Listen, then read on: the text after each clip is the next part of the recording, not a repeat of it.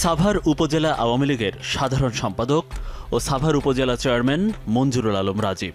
তার ইশারা ছাড়া কিছুই নড়ত না রাজধানীর উপকণ্ঠ সাভার এলাকায়।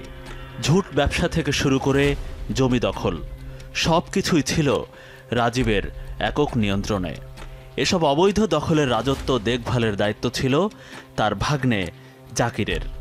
সাভারবাসী চেনে ট্যাপা জাকির কিংবা মামা জাকির হিসেবে। রাজীব এখন পলাতক, জাকির গ্রেফতার, কিন্তু এখনও ধরাছোঁয়ার বাইরে জাকিরের অন্যতম সহযোগী বিরুলিয়া ইউনিয়নের ভবানীপুর গ্রামের নুরুজ্জামান।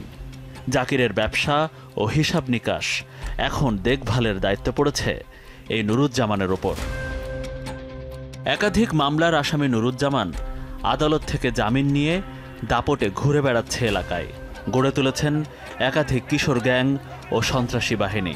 জমি দখল থেকে শুরু করে হাঙ্গামা করাই তার মূল পেশা।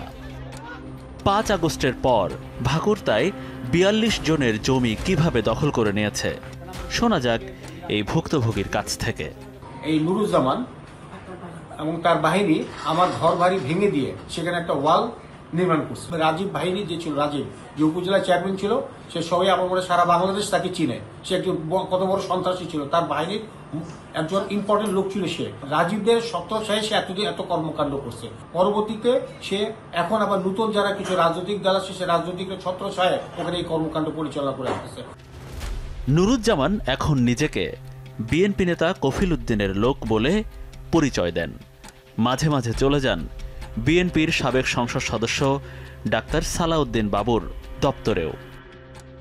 যে আমার নামটা তাকে আমাকে সামনে নিয়ে যেতে, কারণ আমি রাজনীতি করে জানি যে আমার নাম অনেকে বলবে, কারণ আমি 3 বারের চেয়ারম্যান ছিলাম, আমি গ্রাউন্ড লেভেলে রাজনীতি করছি, আমি জানি আমার নাম বললে আমি সাথে সাথে আমাকে নিয়ে আসবেন, এটা বলে দিচ্ছি আমি সবসময়।